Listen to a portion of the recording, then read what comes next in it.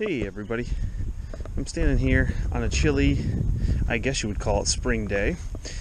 Standing here at the 4555, and what we got going on today, it's hooked to the John Deere,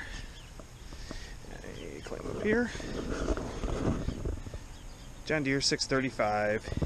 It's an 18-foot disc, and last year on the last field, there's a crank, hand crank, right here that comes up and it adjusts the level of your disc, and it snapped on me last year. So just to rig it up, I wrapped a chain around here just to kind of hold it in place, and I'll show you the old crank just to get through the field. So we got some parts and we had so much other stuff going on this winter, but that we're just getting to it now. Here's the old one, and here's where it snapped off. There's a hole. So obviously at the weakest point where that hole is. So here's the new one. I took the back nut off, this part and the spring. Here's the new one. I took these off the old one. There's a pin that goes through there, so hopefully this one holds up and it doesn't snap at the same place. There is a bracket that bolts to the front of that disc that this collar kind of sits in, and then this part bolts to the back, so when you turn this crank it will adjust, it'll adjust your level by this. So I'm kind of buttoning this up and getting it put back together, and yeah, let's see if we can get this disc put back together. It's all put back together. I got the new bracket on there. Took the old spring and the back nut part off. Put that on the new crank. This is a John Deere 635 18-foot disc. So this is all put back together. I'm going to jump in the tractor now and raise it up. So this is the scary part, that I'm afraid the whole thing is just going to split. But we'll see how I did.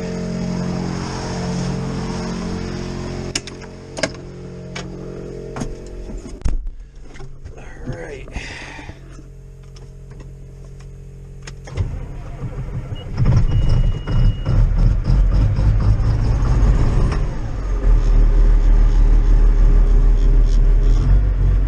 Let this warm up a second. Okay, so I let that warm up. Here's the moment of truth.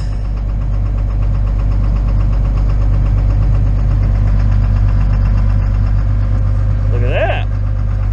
Not bad. Turn that on a second.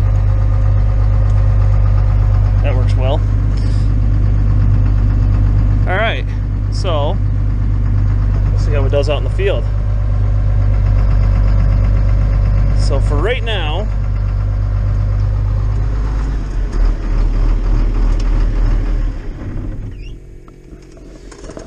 okay, so not bad.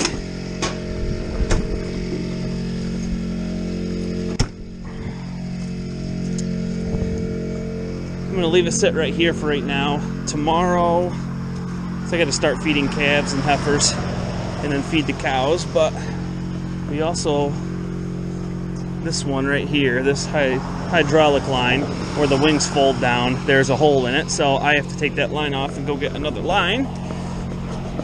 But after that's done, this disc, well, it needs to be greased and gone through and everything like that, but pretty much that's ready to go. We're able to use it. That crank handle broke last year, and it was like on the last field, I wrapped a chain around it, took the old handle off, wrapped a chain around it, and it got us through the spring. But on the new chisel plow, that's all ready to go. It's so mucky and muddy back here.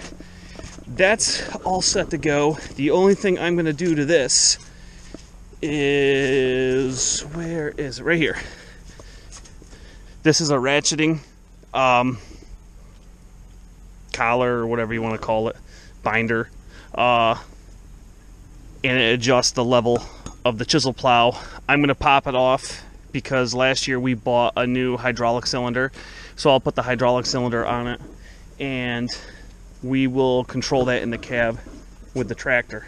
I think they said this only had, there is some dirt on it, so it is technically used, but I think they only had, it was just under 50 acres on it, so I'm looking forward to hooking on and getting it out in the field. Hopefully. We're getting closer, oh so closer. So, and then, well, let me go in the shop and I'll show you. In the shop right now, the disc will be ready to go. The chisel's all ready to go, just swapping that cylinder out. We have a 4-bottom Salford moldboard plow, and that's all set to go. We just got to pull it out, grease it up, and do all that kind of stuff, the little maintenance stuff, but that's pretty much all set to go. We still moldboard plow anytime that we take any kind of sod, grass, and we're going to plow it up. We like to use the moldboard plow and just turn it right over. A lot of times when we go in a field where there's a lot of stalks from combining, unless my dad's running out of time, he'll moldboard plow that. I have moldboard plowed before, but that's kind of his thing. My dad's kind of set in his ways in a lot of things. He's the one that plants, he's the one that runs the combine, and he likes to run the moldboard plow. So, update real quick on the 4055. Speaking of the moldboard plow, because that's the tractor that goes on it, it's all set. So I was down there the other day. My dad was thinking about putting a chrome pipe, taking the muffler off, putting a chrome straight pipe on it. He was hemming and hawing, going back and forth, so I called my buddy and I said, I'll buy it. You put it on. It'll be my present for my dad because his birthday was, what's today? Today's Tuesday. His birthday was yesterday. So, so that's going to be a surprise. We're going to run down there tomorrow, so I'll hopefully get some video of that. And hopefully it's a good surprise, or else I am going to have a very, very, very nice shiny centerpiece on my table. So, back to the tillage equipment.